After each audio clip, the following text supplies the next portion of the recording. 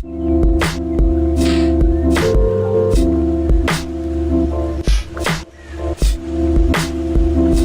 안녕하십니까. 평생투자 파트너 회원관리팀입니다. 네, 지난 시간에 EPS를 설명드리고 나서 이제 EPS란 주당 순이익으로서 기업이 벌어들인 순이익을 기업이 발행한 총 주식수로 나눈 값을 하고 말씀드렸죠. 네, 여기에서 이제 순이익을 말씀드릴 때, 네, 순이익을 말씀을 드릴 때, 특별 손익이 있을 때는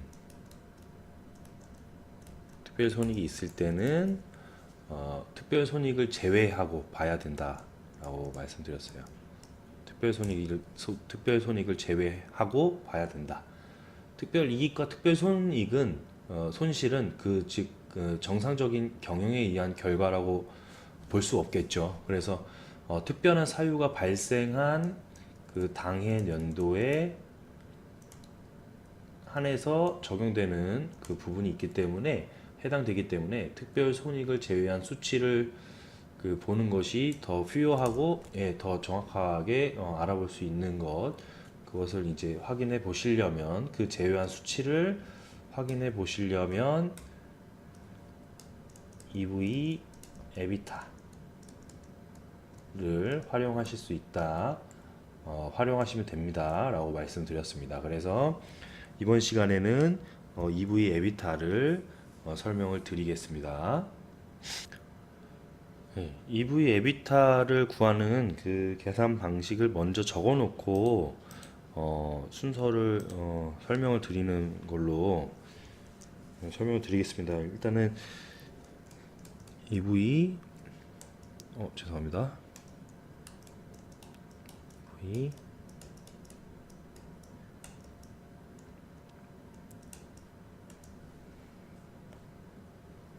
죄송합니다. 스펠링 빠졌죠? D가. 네. EV 에비타는 에비타를 구하는 방식이 당연히 여기 있고 분자가 EV겠는데요. 영업이익과 플러스 감가상각비 등 비현금성 비용이 있겠고요.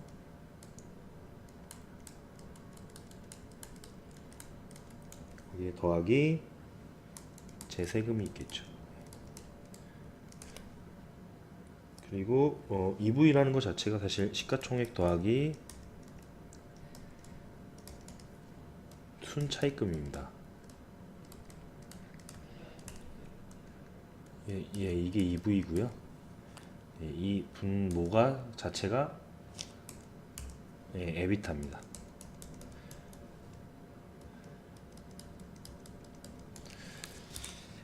그래서 에비타는 그 자체적으로도 세전이 중요하죠. 세전 영업이익에 감가상각비를 더하는 거예요. 감가상각비 등 비현금성 비용을 합한 것으로서 비용으로 처리하지만은 사실 사외로 지출되지 않는 현금을 가르치죠. 그래서 그런 것들을 이제 더한 것으로서 세전 기준 그 영업 현금 흐름을 나타내는 겁니다. 세전을 기준으로 했을 때 영업 현금 흐름을 나타냅니다. 그래서 EV는 그 기업 가치로서 EV 자체가 이 엔터프라이즈 밸류라고 하거든요. 그래서 기업의 그 총 가치라고 할 수 있어요. 총 가치라고. 그래서 기업의 총 가치. 네, 그래서 그 기업이 총 가치를 나타내는데 EV는요. 쉽게 말해서 이제 기업 인수자가 있다고 하면 인수자가 그 해당 기업에서 해당 기업을 어떤 매수를 할 때 총 지출해야 되는 금액이 있죠. 지출 금액을 얼마만큼 산정을 할 것인지에 대한 그 기준을 삼는 거겠죠. 그래서 시가총액이 나오죠. 그래서 시가총액 더하기 순차입금이 나오는데 일단은 그 기업의 어떤 인수를 할 때에 대한 해당 기업을 매수할 때 그 지불하는 총 금액을 말하는 거죠. 예, 그래서 총 금액을 말하기 때문에 시가총액 더하기 시가총액은 발행주식수 곱하기 주가였죠. 현재 주가. 예. 그 주당 가격이었죠. 그래서 그것으로 이제 시가총액을 구하는데 시가총액은 말 그대로 통상 유가증권 시장에서 기업의 가치를 평가할 때 주로 사용하는 것이고 지금 그 시가총액을 어, 인수자가 매수를 할 때는 시총만 그 대입을 해서는 안 되는 것이고 순차입금을 더해야 되는 것인데요. 순차입금이라고 하는 것은요, 차입금이 그 많다는 것은 그 지불해야 될 이자가 많다고 보거든요. 순차입금은 지불해야 될 순차입금이 높다는 것은 많다는 것은 지불해야 될 이자가 많다는 것이죠. 그래서 재무구조상의 이 차입금 분석을 통해서 기업의 안정성과 수익성을 볼 수가 있는 거예요. 이자가 많으면 이자가 지출되는 것이 많으면 불안정할 수가 있겠죠, 당연히. 네, 그래서 그 차입금이 많다는 것은 그렇게 평가하시면 되는 거고 기업의 수익성과 안정성에서 큰 위협이 될 수 있는 거 그런 부분들도 다 그 대입을 하셔서 더해야만 진정한 이제 EV의 가치가 나오죠. 기업의 총 가치가요. 네, 그런데 이제 일단은 차입금을 조금 더 설명드리자면은 어떤 부채인가라고 생각하실 수 있겠죠. 근데 그 부채라는 것은 이제 사실 상환 기간에 따른 구분이에요. 상환 기간이 부채가 있다면 상환 기간이 1년 안에 갚아야 되면은 유동 부채라고 하고 어떤 1년 후에 만기가 도래한다라고 하면 이제 고정 부채가 되거든요. 근데 그 상환 비용에 따른 그 상환 비용 유무에 따른 이제 구분이 있어요. 거기서는 아까 방금 말씀드린 차입금은 그 이자를 지불한다고 했죠. 네, 이자를 지불하고 그럼 이자를 지불하지 않는 그 부채가 있겠죠. 그게 바로 기타 부채인 거예요. 그래서 기타 부채가 상환 비용 유무에 따른 구분입니다. 네. 상환 비용이 들어가면은 차입금이고 상환 비용이 들어가지 않으면 기타 부채, 즉 이자 비용이 없습니다. 네, 그렇게 해서 차입금을 생각을 하실 때는 이 정도만 알아두셔도 괜찮은 거고 사실 이제 부채는 이제 그 상환 기간에 따라서 크게 유동 부채와 고정 부채로 나눠진다고 말씀드렸죠. 그래서 유동의 의미는 1년 내에 만기가 도래하는 것이고 고정이라는 것은 그 1년 이상에 걸쳐서 갚아도 되는 그런 장기성 그 부채인 거예요. 그래서 그렇게 나누실 수 있겠고 그리고 이제 차입금의 구조로서는 이제 기업의 어떤 상환 능력, 그 현금 흐름, 그리고 안정성이나 수익성 등을 가늠할 수 있어서 단기적으로 갚아야 할 차입금이 많다는 것은 자금 압박을 받고 있다. 그래서 그런 자금 압박을 야기시켜서 주가뿐만 아니라 기업의 안정성에서도 부정적인 그 효과를 가져올 수 있겠죠. 따라서 이제 차입금으로 인해서 이자로 지불되는 금융 비용보다는 당연히 영업 활동을 통한 이익이 많아야 된다라는 것은 당연하게 적용이 돼야 될 것이에요. 만약에 반대로 그 차입금으로 인해서 금융 비용이 차입금에 지출되는 금융 비용이 높으면 적자가 전환이 될 수 있겠죠, 충분히. 그래서 당연히 영업이익이 커야 더 건전한 그 재무 건전성을 가진 기업이라고 볼 수 있겠죠. 그래서 차입금에 대한 내용은 이 정도 확인하시면 되고 사실은 이제 차입금이 또 단기 차입금이 있고 장기 차입금이 있어요. 그래서 당좌 차월 그리고 외화 단기 차입금 뭐 이렇게 해서 단기는 그렇게 나눠질 수 있겠고 장기는 회사채가 있겠고 장기 차입금이 있고 금융 리스 부채가 있고 어떤 유동성 장기 차입금이 있는데 어, 사실 이 부분을 한 김에 조금 설명을 드리고 넘어갈게요. 일단은 좀 지워서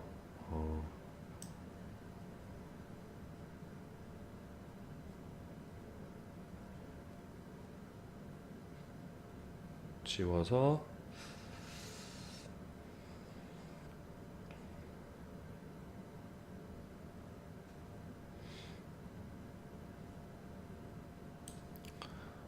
설명을 드리자면 차입금 자체에서도 이제 단기 차입금이 있고 장기 차입금이 있다고 말씀드렸고 여기서도 단기 차입금에서는 당좌 차월 그리고 외화 단기 차입금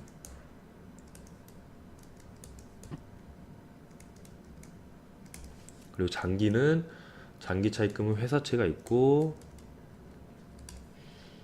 장기 차입금 있겠죠 말 그대로 그리고 금융 리스 부채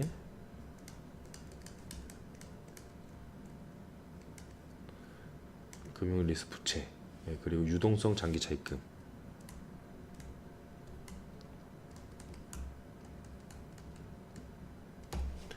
이렇게 볼 수 있는데 단기 차입금에 이제 당좌 차월이나 외화 단기 차입금이 있다고 말씀드렸죠. 단기에는 네 그래서 장기 차입금으로는 회사채, 장기 차입금 그리고 금융 리스 부채, 유동성 장기 차입금 등이 있겠죠. 그 당좌 차월이라는 것은 여기서 당좌 차월은 보통의 이제 신용카드 그리고 현금 서비스 개념과 유사하세요. 신용카드와 현금 서비스 개념. 이게 무슨 뜻이냐면요. 기업의 그 결제 수단 중에 하나인 그 당좌 수표 발행을 예로 들 수가 있어요. 그래서 은행에 예치한 예금 총액에 따라서 발생할 수 있는 수표의 어떤 한도액이 있기 마련이죠. 그래서 쉽게 말해서 이제 예치금이 100이고 예치금이 100이고 초과 한도 금액이 150이라고 하면은 예금액 100을 넘어선 초과 한도액인 150까지는 수표 발행이 가능한 거예요. 그래서 즉 총합 발행 50은 부채로 계산을 하는 거죠.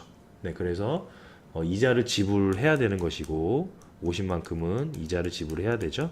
그럼 아까 이자 지불을 한다는 것은 차입금이라고 말씀드렸죠. 네, 이자 지급을 하지 않는 것은 기타 부채. 그래서 계산을 해서 이자를 지불하고 이것이 바로 당좌 차월의 개념이고요. 외화 단기 차입금은 원자재 등을 수입을 해서 가공을 할 때 결제 대금을 바로 달러로 주는 것이 아니고 그 결제기일을 어떤 30일, 60일, 90일, 뭐 120일 등으로 해서 지급하겠다는 그런 의미예요. 그래서 어떤 그 따라서 이 그 상환 기간을 유예를 하는 거죠. 네, 그래서 그에 상응하는 만큼의 그 이자를 또 지불을 해야 되는 거예요. 네. 그리고 장기는요. 그러면은 예.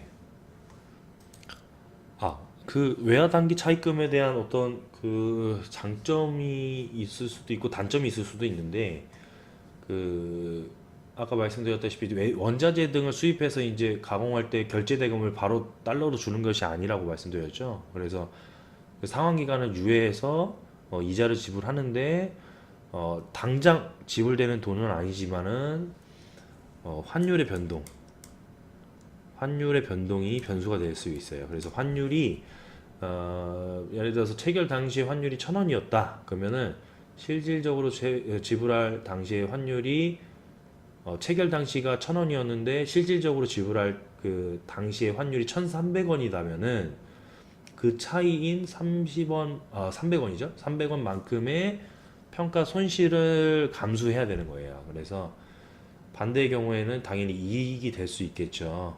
네. 그래서 장점이 될 수도 있고 장점이 될 수 있었던 거, 환율에 따라서 변동성이 있는 거.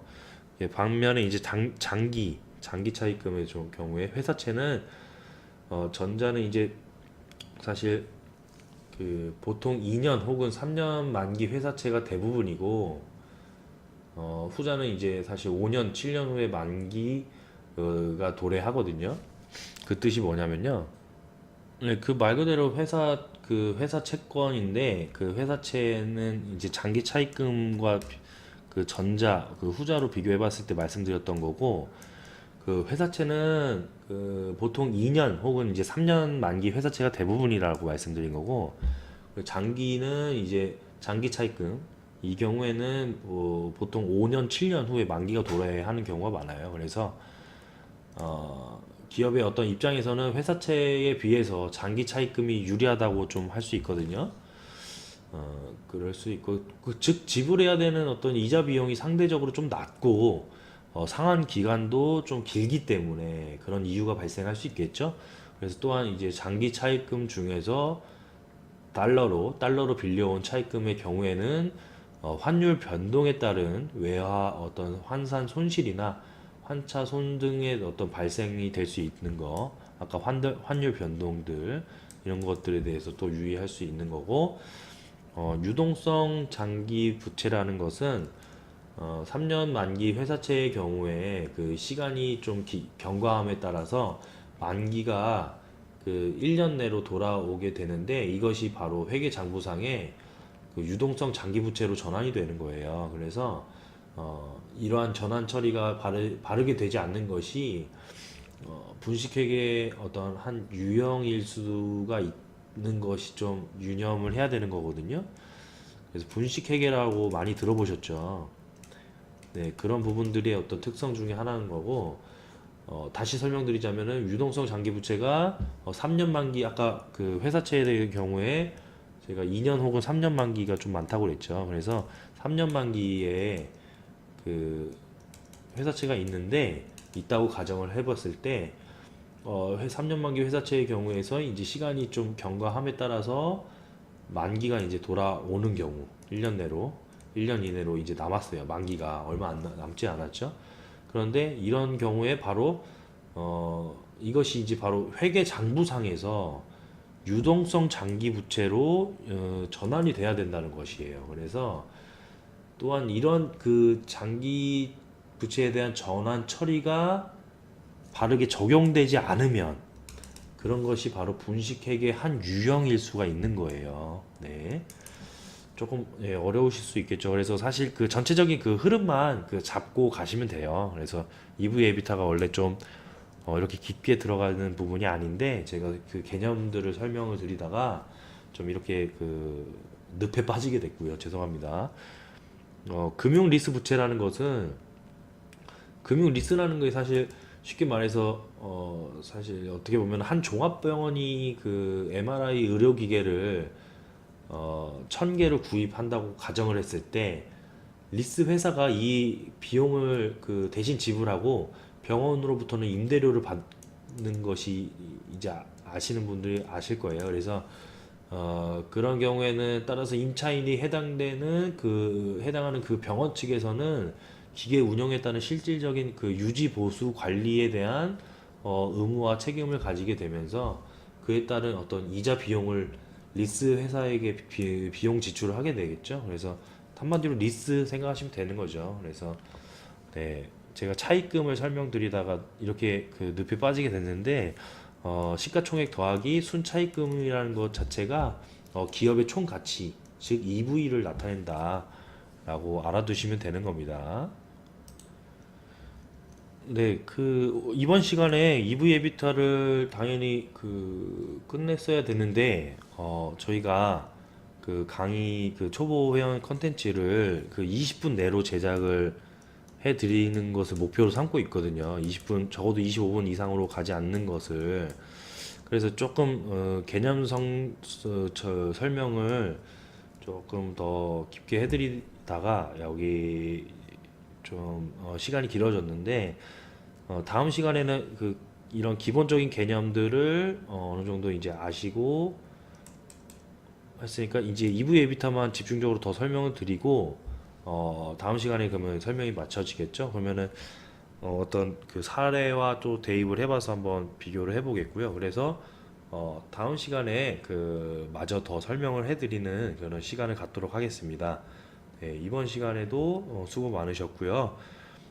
조금 이런 개념들이 하나하나 좀 생소하다고 하시면은 좀 반복적으로 시청을 해보시면서 그런 용어 정리, 이 개념 정립에 있어서 좀 욕심이 되는 나시는 회원님들이 계시면은 좀 반복적으로 들어보시면서 내 것으로 만들어도 상당히 좋으실 것 같아요. 그래서 차입금은 사실 이자라는 것만 이자를 내는 거, 네, 그것만 딱 하나 포인트 짚고 넘어가시면은 사실 모든 게 이렇게 분석을 하실 필요는 없는 거지만은 그래도 한번 전체적인 흐름을 짚어드렸고요.